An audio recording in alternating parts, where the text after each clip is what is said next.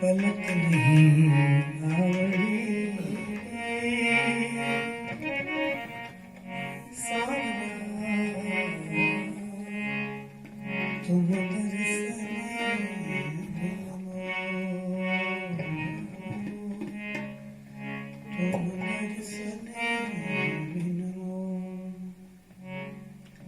गोपियां घरों के काम कर रही है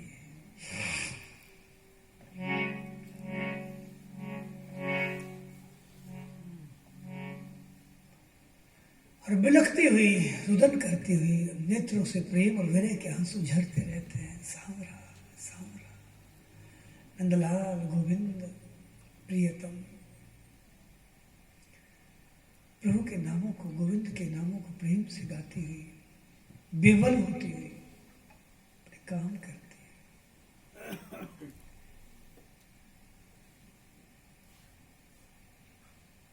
एक गोपी ने जब उद्धव को आते हुए देखा, ये तो मुकुट मुरली पीताम्बर धारण किए हमारे श्याम ही आ गए हैं, तो सब सखियों को सूचना की, सभी दौड़ी दौड़ी चली जाती है, हमारे श्याम आ गए। समीप में देखा तो श्याम तो नहीं है, श्याम किसी शक्ल वाले कोई और है। तो एक बार गोपियां मुंह फेर देती है, फिर सोचती है पूछे तो सही, हमारे श्याम सुंदर किसी वेशभूषा धारण की हुई कौन है, पूछे तो सही। उद्धव जी महसूस कर रहे हैं, हाय वो सजग है, ज्ञानी है, हर चीज को परखते रहते हैं। कैसा प्रेम है इस ब्रज में, कैसे कृष्ण प्रेम में ये ब्रजवासी डूबे हैं, ये गोपियां, छोटे बड़े सभी।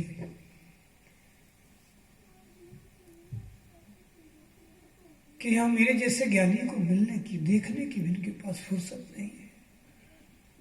मैं बहुत बड़ी बड़ी बातें लेकर आया था कि इन अज्ञानियों को, इन गोबर उठाने वालों को, पानी भरने वालों को मैं कहूँगा कुछ, पर क्या कहूँगा, ये समझेंगे ही नहीं।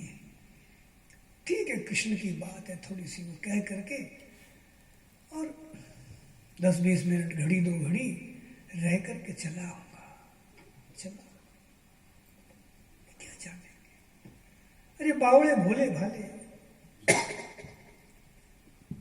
परमार्थ तत्व से अनजान, इनकी मैं क्या सुनूं, अरे मेरी क्या समझेंगे। उद्धव जी देखते, ये ब्रज ऐसे कृष्ण प्रेम में डूबा है, कण कण ऐसे प्रेम में डूबा है कि मेरे जैसे ज्ञानियों को देखने की, पलक उठा करके देखने की फुर्सत नहीं इनकी।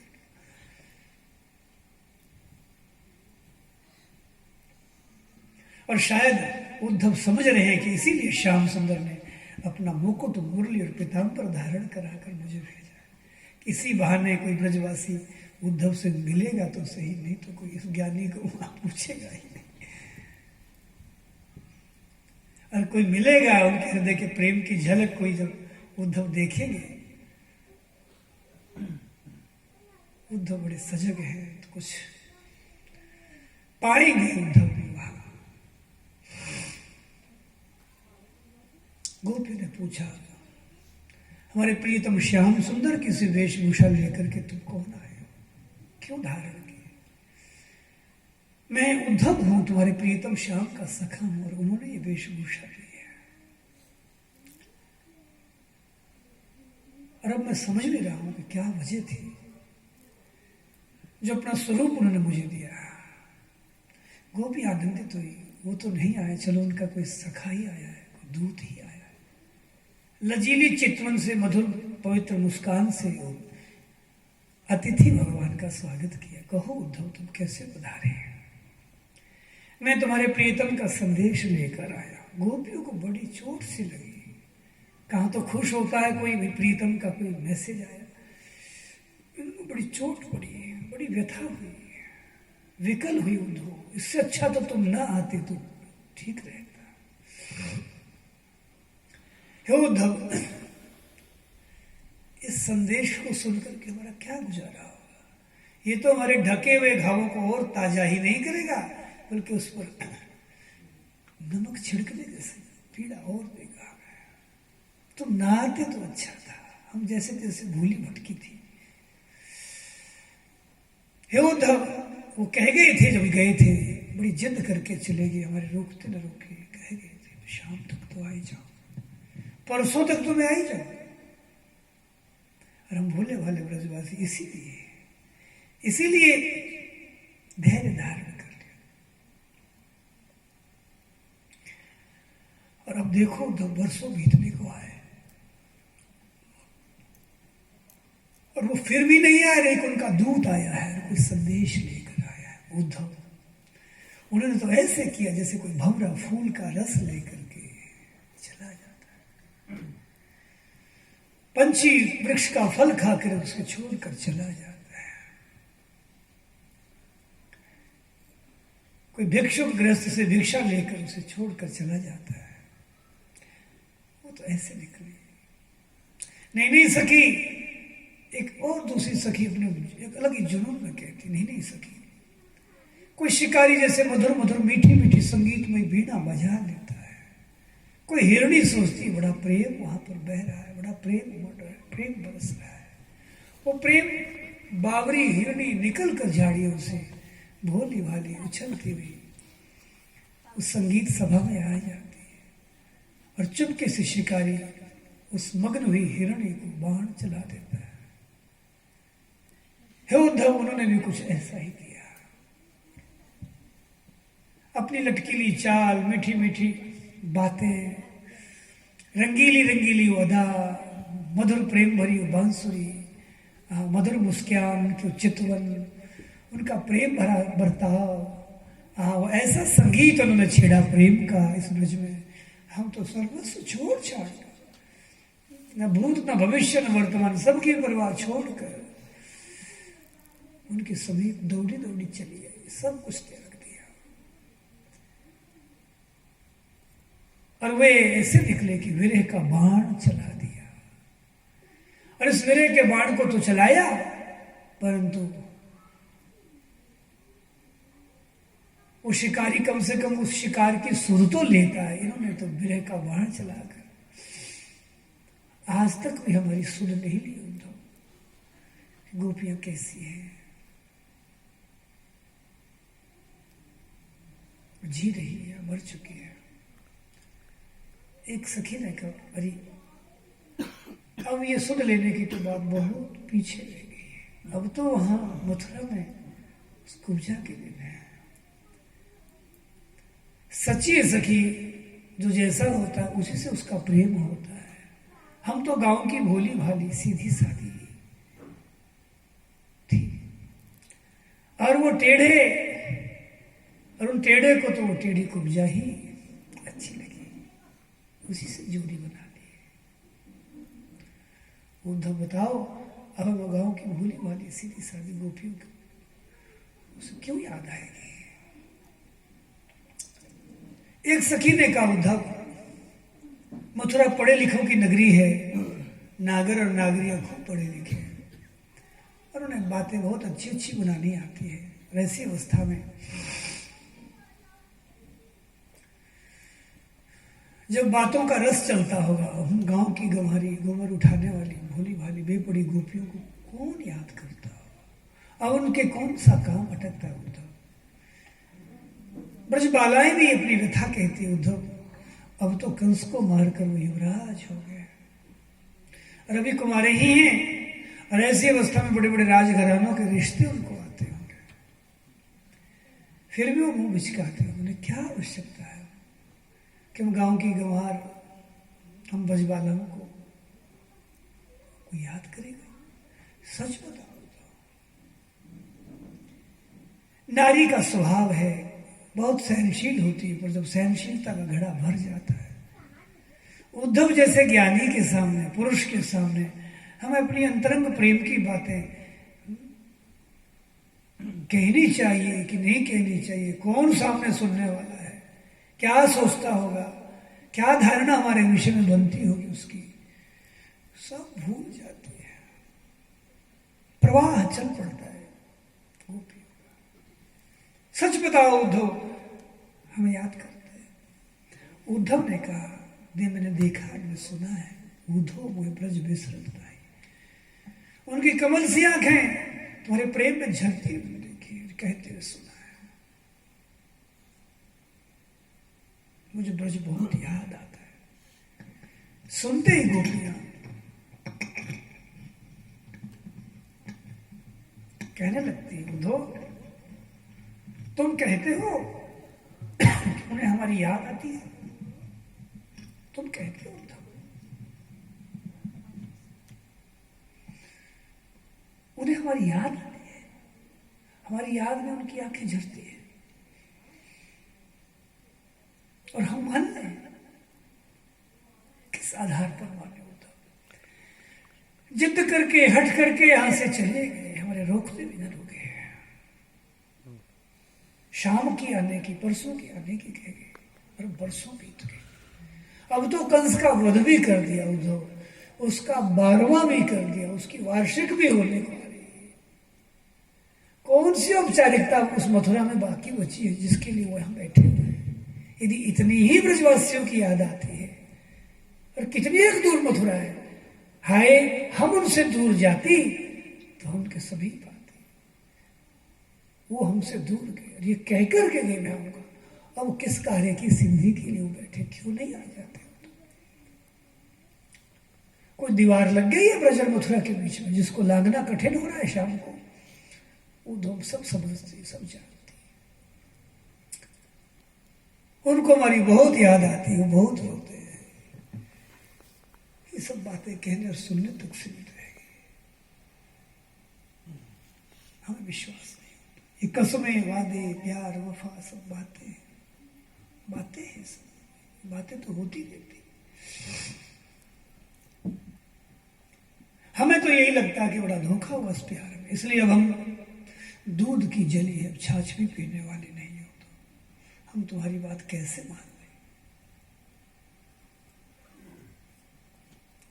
उधो ठीक है, उसके भी दिन कट जाते हैं तो हमारे भी बिलख करके रो धोकर जैसे तैसे हमारे भी दिन तो कट जाएंगे, इसमें क्या बात। और हमें तो लगता है कि हमें किसी शाम की कोई याद ही नहीं करनी, किसी काली वस्तु की भी कोई याद ही नहीं करनी, कोई चर्चा ही नहीं छेड़नी।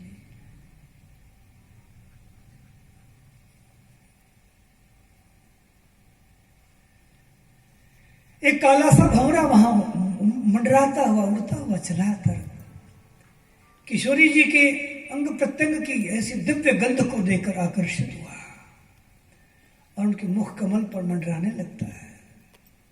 भावावेश में सब किशोरी जी उस भंवरे को छिटक देती है और सोचती है ये काले का ही कोई दूत ही बन के आया। उद्धव को भी सुना रही एक बहाने से। भंवरा फिर मुखड़े की आरती से उतारता है, चरणों में लिपट जाता है, बैठ जाता है। किशोरी जी छिटक देती है, भंवरे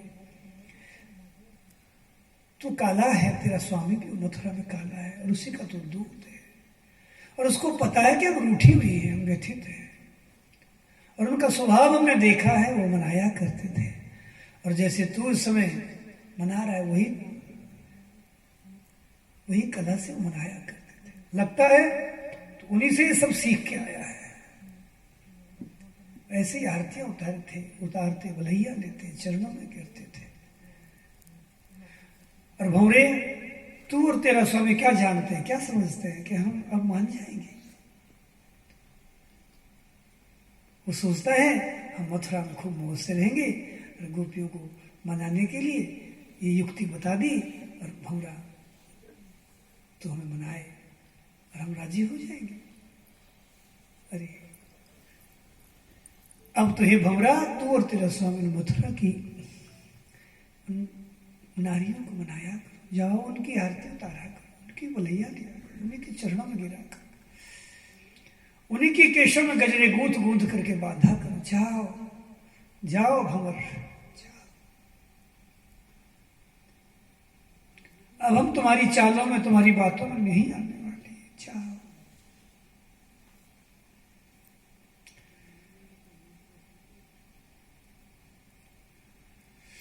तुम्हारी मूंछों में जो केसर लगी है ये हम देख रही है। उन मथुरा की नागरियों के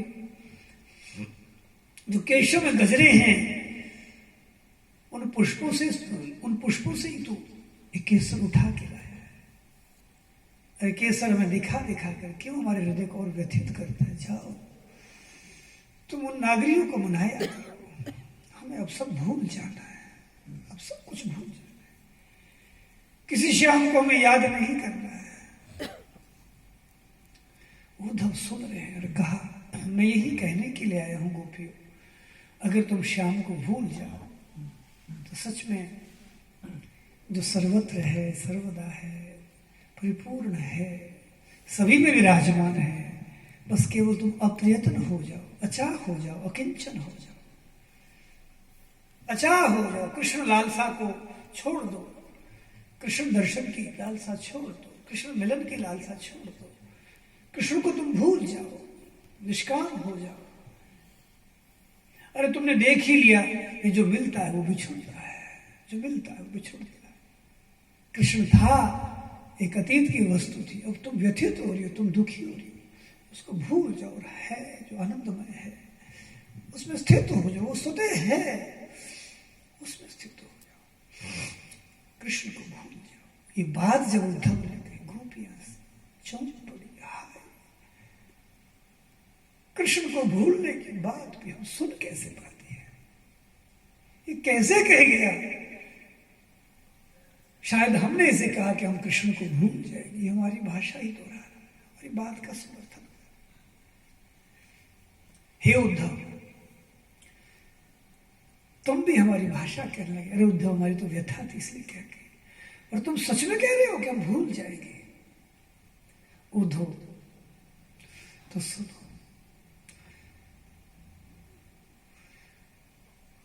उसकी कथा का किसी को चस्का लग जाए, उसके नाम का किसी को चस्का लग जाए। अरे उद्धव, वो घर गृहस्थी को छोड़ देता है, संसार के जंजाल से निकल जाता है, कर्मों की बेड़ियों को तोड़ कर फेंक देता है, ममता कामना अहंता की होली जला देता है। क्या मैं और क्या मेरा और क्या चाहिए, सब छोड़ छाड़ करके, चाहे उसको दर दर धक्के खाने पड़े, टुकड़े मांग मांग कर चाहे पेट भरना पड़े, दुनिया ताने देती है, हंस हंस के सुनता है, जो दुनिया कहे सो कहे, जहां जहां शरीर थक कर चूर हो जाए वहीं पड़ जाना मंजूर है, यही उसकी मंजिल है। पर उद्धव, श्याम की कथा कर, श्याम के नाम का भी किसी को चस्का लग जाता, प्राण भले निकल जाए पर कृष्ण की कथा का रस न छूटने जाए, छूटने का। और उद्धव, फिर हमें तो साक्षात कृष्ण का चस्का लगा है, हमने तो कृष्ण को पाया है, उनके प्यार को पाया, उनके भुजपाश को पाया। तुम कहते हो उद्धव कृष्ण को भूल जाए। उद्धव, तुम्हारे हाथ जोड़ती हूं। गोपियां बड़ी तीव्रता से मन उद्धव को दीक्षित कर रही, इस प्रेम से परिपूर्ण कर रही है, इस ज्ञानी को प्रेम का महामंत्र दे रही। उद्धव, तुम्हारे हाथ जोड़ती, तुम्हारे पांव पड़ती है। तुमने कृष्ण से प्यार नहीं किया उद्धव, एक बार हाथ जोड़कर भाई सुन, एक बार कृष्ण को अपना मानो तो सही, कृष्ण को प्यार भरी निगाह से एक बार देखना तो सही उद्धव।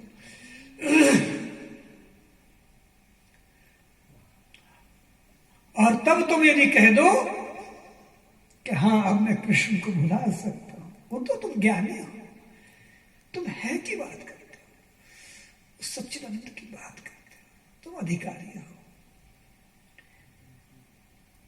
पर इतनी सी बात करके देखो उद्धव, फिर यदि तुम कृष्ण को भूल सको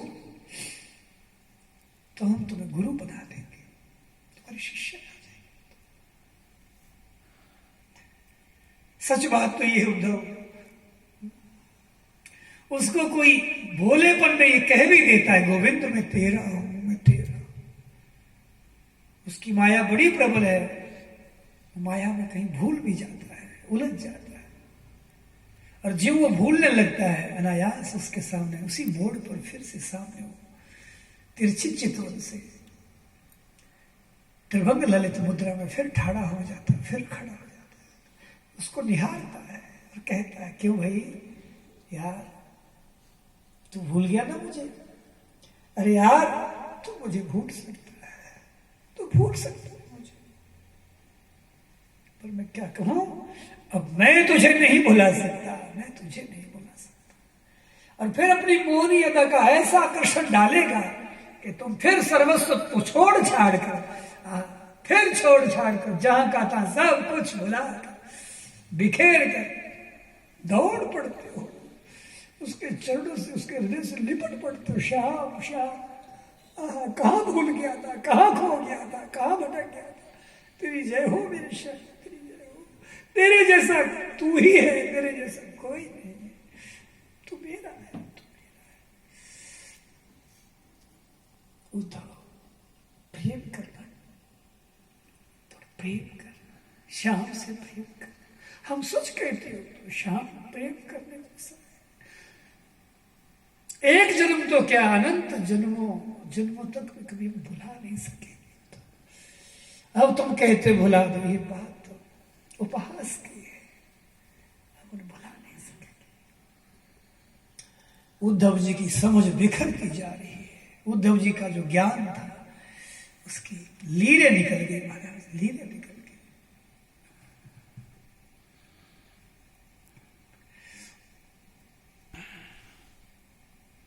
उद्धव ने कहा, अच्छा ऐसा करो, तुम भूल नहीं पाती हो तो इतनी व्यथित होगी, तुम्हारा दुख देखा नहीं जाता है, तुम मथुरा चली जाओ, जाओ, अब तो राजाधिराज है, वहीं रह लेना, अथवा उनसे मिल करके चली आना, जैसे तुम्हें अच्छा लगे। कितनी दूर है मथुरा, चली जाओ, इस अवस्था में तुम्हें देख। और उन्होंने यही कहा कि जिससे उनका दुख दूर हो ऐसा ही यत्न करना, तुम जाओ, मुझे नहीं भूल पाती, मथुरा चली जाओ। ये बात जब उद्धव ने कही तो गोपियों ने कहा, उद्धव, जब रास में उन्होंने बांसुरी बजाई थी तब उस बांसुरी के स्वर से हमें बुलाया था कि गोपियों तुम आओ और हम रास करें, हम दिव्य विहार करें। उद्धव उनके सुख के लिए यदि हमारे शरीर भी आड़े आगे कहीं, हमें उसे भी छोड़ने में क्षण नहीं लगा, सब कुछ त्याग दिया। श्याम के समीप आई, उस रास मंडल में तो आई, क्योंकि उनका सुख था। उद्धव महाराज, एक ही धर्म है, श्याम की प्रसन्नता, श्याम की खुशी, श्याम का सुख ही हमारा सुख है। तो रास में तो इसलिए आई थी कि वो सुख माने उन्होंने, गोपियां आवे हम रास रचे। पर अब बात और है उद्धव, अब वो हमसे दूर रहना चाहते हैं, और इसका भी हम रहस्य जानती हैं कि उन्हें बहुत विभव से कार्य करना है। इसलिए अब उनकी ऐसी इच्छा है, इसलिए श्याम की इच्छा के बिना, हे उद्धव, अब हम कैसे जा सकती है मथुरा? हमारी इस प्रेम साधना के लिए बड़ा कलंक होगा यदि उनकी इच्छा के विरुद्ध, केवल अपने सुख के लिए, इन आंखों के सुख के लिए हाय हम मथुरा चली जाए। तो हमारे प्यार को धिक्कार है। नहीं उद्धव, नहीं उद्धव, अब उनका सुख ही हमारा सुख है, अब नहीं जा सके।